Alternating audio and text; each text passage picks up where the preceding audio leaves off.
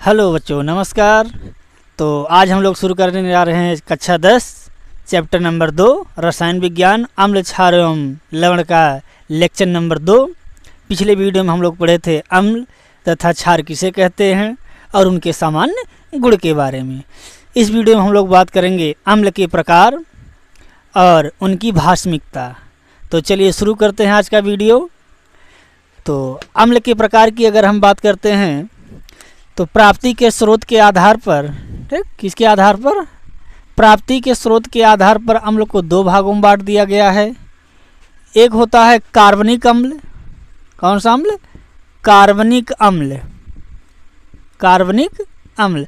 और दूसरा होता है खनिज अम्ल। कौन सा अम्ल? खनिज अम्ल, खनिज अम्ल। तो अम्ल को हम लोग दो भागों में बांट देते हैं। एक होता है कार्बनिक अम्ल और दूसरा होता है खनिज अम्ल। कार्बनिक अम्ल क्या होते हैं? ऐसे अम्ल जो कार्बनिक यौगिक के बने होते हैं या ऐसे अम्ल जो कार्बनिक यौगिक होते हैं तथा इनकी उपस्थिति सजीवों में पाई गई, इन्हें हम लोग कहते हैं कार्बनिक अम्ल। तो कार्बनिक अम्ल की हम लोग एक एक विशेषता पढ़ लेते हैं। पहली विशेषता क्या है? कार्बनिक यौगिकों में पाए जाते हैं। कार्बनिक यौगिकों में पाए जाते हैं। और दूसरी विशेषता अगर हम इनकी बात करते हैं कार्बनिक अम्ल की, तो कार्बनिक अम्ल जो है प्रारंभ में इनकी उपस्थिति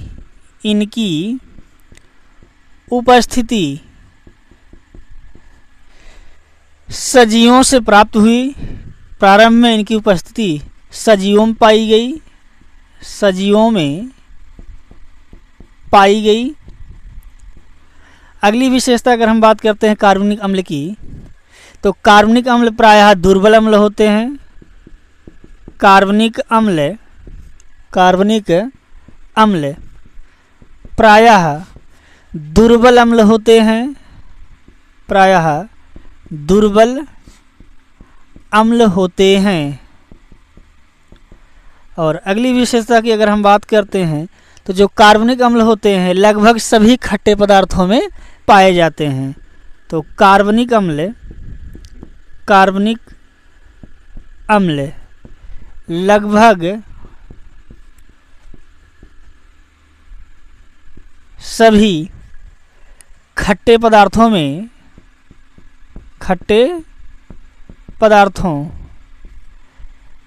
जैसे खट्टे फलों में पाया जाता है। तो कार्बनिक अम्ल कहाँ पाए जाते हैं? खट्टे फलों में पाए जाते हैं, जैसे टमाटर में ऑक्जेलिक एसिड, नींबू में सिट्रिक एसिड, ठीक। और अगर हम बात करते हैं खनिज अम्ल की, इनके कुछ एग्जाम्पल हम लिख देते हैं कार्बनिक अम्ल के, जैसे CH3, COOH, HCOOH और साथ ही साथ सिट्रिक अम्ल,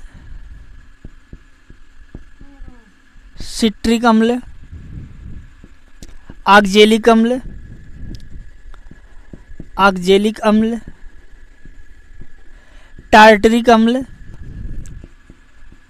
टार्टरिक अम्ल आदि सभी क्या हैं?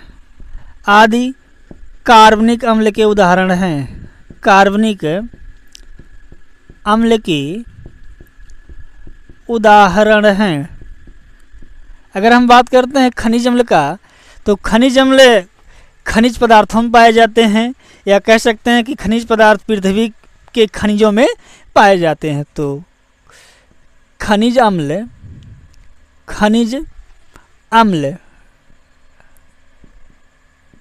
पृथ्वी के खनिजों में पाए जाते हैं। अगर बात करते हैं जो खनिज अम्ल होते हैं, ये प्रयोगशाला और फैक्ट्रियों में बनाए जा सकते हैं। ये प्रयोगशाला एवं फैक्ट्रियों में फैक्ट्रियों में बनाए जा सकते हैं, फैक्ट्रियों में बनाए जा सकते हैं। अगली अगर विशेषता हम बात करते हैं खनिज अम्ल का, तो जो खनिज अम्ल होते हैं प्रायः प्रबल अम्ल होते हैं। तो खनिज अम्ल प्रायः प्रबल अम्ल होते हैं, प्रबल अम्ल होते हैं। तो ये हो गया हमारा खनिज अम्ल की विशेषता। इसके एग्जाम्पल की अगर हम बात करते हैं, जैसे HCl हो गया हाइड्रोक्लोरिक अम्ल, H2SO4 हो गया, ठीक। और साथ ही साथ अगर हम बात करते हैं HNO3 का, HNO3, ये सभी क्या हैं? ये सभी खनिज अम्ल के उदाहरण हैं, खनिज अम्ल हैं। क्या हैं? खनिज अम्ल हैं। तो HCl हो गया, H2SO4 हो गया, HNO3 हो गया, सभी खनिज अम्ल के अंतर्गत आते हैं। और कार्बनिक अम्ल के अंतर्गत CH3COH, मतलब जितने भी कार्बन के पदार्थ बने हैं जो H+ आयन देते हैं, ठीक, वो सभी क्या है? कार्बनिक अम्ल है। जैसे CH3COH हो गया, HCOH हो गया, सिट्रिक एसिड हो गया, ऑक्जेलिक एसिड हो गया, टार्टेरिक अम्ल हो गया, ये सभी कार्बनिक अम्ल हैं। और भी अम्ल की हम अगर बात करते हैं, propanoic acid CH3 CH2 COOH, ये भी क्या है? खनिज अम्ल, सॉरी, कार्बनिक अम्ल का उदाहरण है, कार्बनिक अम्ल है। तो चलिए आगे हम लोग बात करते हैं अम्ल को उनकी भास्मिकता के आधार पर कितने भागों में बांटा गया है। तो भास्मिकता के आधार पर अम्ल को हम लोग पढ़ लेते हैं। तो भास्मिकता क्या होती है सबसे पहले जान लेते हैं। तो अम्ल जितने H+ आयन देते हैं वही उसकी क्या होती है? भास्मिकता कहलाती है। मान लीजिए अगर कोई अम्ल दिया गया है, एक H+ आयन डोनेट करता है तो उसकी भास्मिकता को 1 कहा जाएगा। अगर 2 करता है तो 2 भास्मिकता होगी। तो चलिए हम लोग पढ़ लेते हैं क्या? भास्मिकता। तो सबसे पहले हम लोग पढ़ेंगे भास्मिकता। तो अम्ल जलीय विलयन में H+ आयन देते हैं और H+ आयन के आधार पर अम्लों की भास्मिकता निर्धारित की जाती है। जो अम्ल जलीय विलयन में घोलने पर केवल एक H+ आयन देते हैं या प्रोटीनियम आयन देते हैं, उनकी भास्मिकता 1 होती है। तो सबसे पहले हम लोग जान लेते हैं भास्मिकता।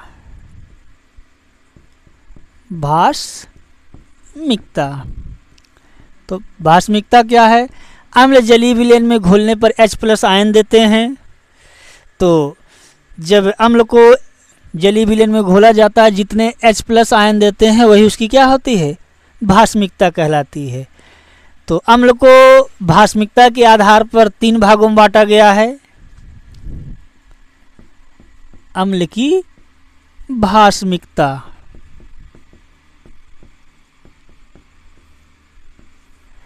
तो अम्ल की भास्मिकता को हम लोग 3 भागों में पढ़ते हैं। पहला होता है एकल भास्मिक अम्ल, एकल भास्मिक अम्ल। और दूसरा होता है द्विभास्मिक अम्ल, द्विभास्मिक अम्ल। और तीसरा होता है त्रिभास्मिक अम्ल, त्रिभास्मिक अम्ल। तो एकल भास्मिक अम्ल क्या होते हैं? ऐसे अम्ल जो जलीय विलयन में केवल एक H+ आयन देते हैं, उनको हम लोग कहते हैं एकल भास्मिक अम्ल। जैसे HCl और साथ ही साथ CH3COH, HCOOH, ये सभी क्या है? एकल भास्मिक अम्ल के अंतर्गत आते हैं। जैसे अगर HCl का एक्वस सॉल्यूशन लेते हैं तो H+ प्लस Cl माइनस देता है। और यहाँ पे आप देख रहे होंगे केवल एक H प्लस आयन मिल रहा है, इसलिए इसको कहा जाएगा एकल भास्मिक अम्ल। इसी प्रकार से CH3 COOH टूटेगा तो बनाएगा CH3 COO minus plus H plus. तो यहाँ पर भी केवल कितने H प्लस मिल रहे हैं? केवल एक H प्लस मिल रहा है, इसलिए CH3 COOH की भास्मिकता क्या है इसकी अगर हम भास्मिकता की बात करते हैं तो इसकी भास्मिकता कितनी आ जाएगी? एक आ जाएगी। ठीक, इसी प्रकार से फार्मिक अम्ल की भी भास्मिकता एक होगी। आगे बात करते हैं हम लोग द्विभास्मिक अम्ल। तो द्विभास्मिक अम्ल ऐसे अम्ल होते हैं जो 2H प्लस आयन देते हैं या 2 प्रोटीनियम आयन देते हैं। तो प्रोटीनियम आयन क्या होता है? H3O plus. वास्तव में जो H प्लस है, ठीक, और जल के H2O से क्रिया करके H3O प्लस आयन देता है, जिसको हम लोग कहते हैं प्रोटीनियम आयन। प्रोटीनियम आयन। तो चलिए द्विभास्मिक अम्ल के एग्जाम्पल की अगर हम बात करते हैं तो इसका सबसे बेस्ट एग्जाम्पल होता है H2SO4। H2SO4 ये टूटेगा तो क्या बनाएगा? 2H प्लस देगा और साथ में SO4 माइनस। तो यहाँ आप देख रहे होंगे H2SO4 का जो एक्वस सोल्यूशन है ये क्या दे रहा है? 2H प्लस आयन दे रहा है, इसलिए इसकी भास्मिकता क्या है? 2 है। इसी प्रकार से H2CO3 हो गया, ये भी क्या देता है? 2H प्लस आयन देता है और CO3 माइनस आयन देता है, इसलिए इसकी भी भास्मिकता क्या होगी? 2 होगी। इसी प्रकार से अगर हम बात करते हैं त्रिभास्मिक अम्ल की, तो त्रिभास्मिक अम्ल क्या होते हैं? ऐसे अम्ल जो इसमें एक और भी आ जाएगा H2CO4, ठीक, ये भी क्या है? द्विभास्मिक अम्ल है, ये भी 2 हाइड्रोजन के H प्लस आयन देता है। त्रिभास्मिक अम्ल में ऐसे अम्ल आते हैं जो 3 H प्लस आयन देते हैं या 3 प्रोटीनियम आयन देते हैं। जैसे एग्जाम्पल की बात करते हैं H3PO4 एक त्रिभास्मिक अम्ल है। तो उम्मीद करते हैं आपको अम्ल के प्रकार और अम्ल की भास्मिकता समझ में आया होगा। अगले वीडियो में हम लोग बात करेंगे अम्ल तथा क्षार के रासायनिक गुण अर्थात उनके केमिकल प्रॉपर्टी के बारे में। तब तक के लिए धन्यवाद, मिलते हैं अगले वीडियो में। आगे हम लोग बात करेंगे प्रबल अम्ल और दुर्बल अम्ल के बारे में। तो प्रबल अम्ल क्या होते हैं? जितने भी खनिज अम्ल होते हैं सभी प्रबल अम्ल कहलाते हैं। तो सभी खनिज अम्ल प्रबल अम्ल होते हैं, प्रबल अम्ल होते हैं। और सभी कार्बनिक अम्ल दुर्बल अम्ल होते हैं। तो लगभग सभी कार्बनिक अम्ल दुर्बल अम्ल होते हैं। ये प्रबल अम्ल क्या होते हैं? दुर्बल अम्ल क्या होते हैं? जो प्रबल अम्ल होते हैं प्रबल संक्षारक होते हैं। प्रबल अम्ल प्रबल संक्षारक होते हैं, प्रबल संक्षारक होते हैं। अगर किसी वस्तु पर या त्वचा पर पड़ जाते हैं तो उसको जला देते हैं। जो दुर्बल अम्ल होते हैं ये दुर्बल संक्षारक होते हैं। दुर्बल अम्ल दुर्बल संक्षारक होते हैं, दुर्बल संक्षारक होते हैं। तो जो भी दुर्बल अम्ल होते हैं दुर्बल संक्षारक होते हैं, प्रबल अम्ल प्रबल संक्षारक होते हैं। तो चलिए आगे हम जो है नीचे टेबल बना दे रहे हैं आप लोगों के लिए, प्रबल अम्ल और दुर्बल अम्ल, प्रबल क्षार और दुर्बल क्षार। इसी प्रकार से अगर हम प्रबल क्षार की बात करते हैं तो प्रबल क्षार प्रबल संक्षारक होते हैं, दुर्बल क्षार दुर्बल संक्षारक होते हैं। तो चलिए हम एक टेबल बना दे रहे हैं आपके लिए। यहाँ लिखते हैं प्रबल अम्ल, यहाँ लिख देते हैं प्रबल क्षार, प्रबल क्षार, दुर्बल अम्ल, दुर्बल अम्ल, दुर्बल क्षार, दुर्बल क्षार।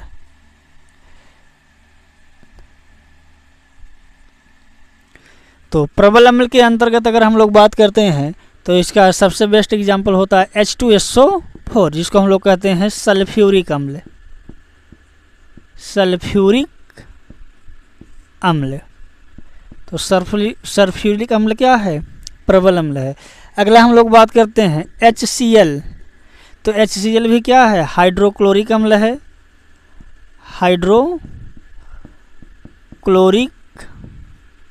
अम्ल, ये भी एक प्रकार का प्रबल अम्ल है। ठीक, आगे बात करते हैं HNO3, नाइट्रिक अम्ल।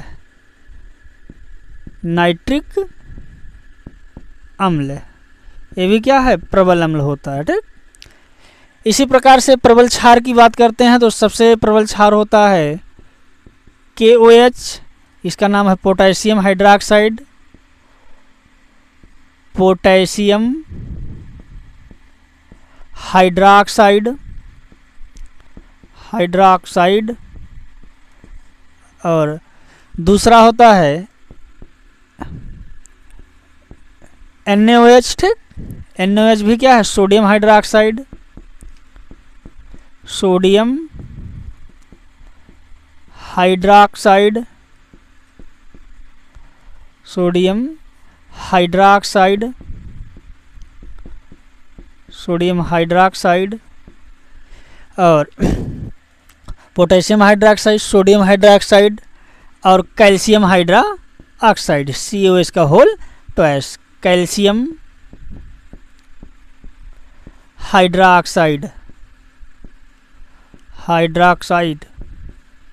ये सभी क्या है? प्रबल क्षार हैं। अगर हम बात करते हैं दुर्बल अम्ल का, तो दुर्बल अम्ल में जितने भी कार्बनिक अम्ल हैं, जैसे CH3COOH हो गया। ठीक, और साथ ही साथ अगर हम बात करते हैं, इसका नाम क्या है? एसिटिक एसिड, एसिटिक अम्ल। इसको हम लोग सिरका के नाम से भी जानते हैं, क्योंकि सिरके में क्या पाया जाता है? एसिटिक एसिड पाया जाता। अगला दुर्बल अम्ल की हम लोग बात करते हैं तो H2CO3 है। H2CO3, जिसको हम लोग कार्बोनिक अम्ल कहते हैं। कार्बोनिक अम्ल। इसी प्रकार से टार्टेरिक अम्ल हो गया।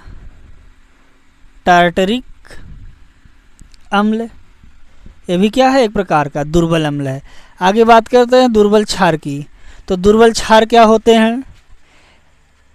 NH4OH, ammonium hydroxide. Ammonium hydroxide, एक प्रकार का दुर्बल क्षार है। आगे बात करते हैं CuOH का होल ट्वाइस। CuOH का होल ट्वाइस, इसको हम लोग कहते हैं कॉपर हाइड्रोक्साइड। कॉपर हाइड्रोक्साइड, ये भी क्या है? दुर्बल क्षार है। इसी प्रकार से बात करते हैं ZnOH का होल ट्वाइस, ये भी क्या है? Zinc hydroxide. जिंक हाइड्रोक्साइड, तो ये भी एक प्रकार का दुर्बल क्षार है। तो हमने कुछ महत्वपूर्ण प्रबल अम्ल, दुर्बल अम्ल, प्रबल क्षार, दुर्बल क्षार के बारे में टेबल बना दिया है। आप इसको याद कर लीजिएगा, ये आपको एग्ज़ाम के लिए बहुत ही महत्वपूर्ण है। तो मिलते हैं अगले वीडियो में, वहाँ हम लोग बात करेंगे अम्ल और क्षार के रासायनिक गुण के बारे में। तब तक के लिए धन्यवाद।